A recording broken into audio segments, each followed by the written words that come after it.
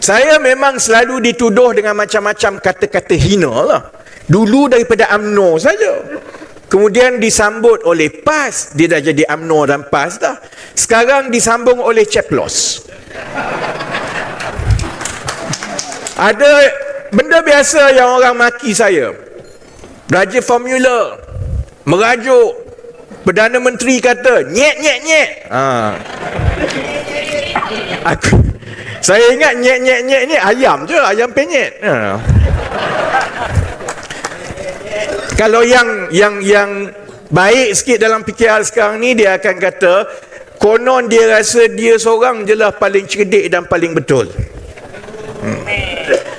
Sebenarnya di sebalik ejekan sebegini, ada satu benda yang tersirat yang saya ingat mereka tak boleh nafikan.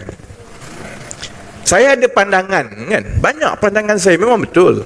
Tapi pandangan saya yang berbeza dari mereka itu sebenarnya tidak pernah berkisar tentang kuasa, jawatan ataupun nak berebut harta, tak pernah.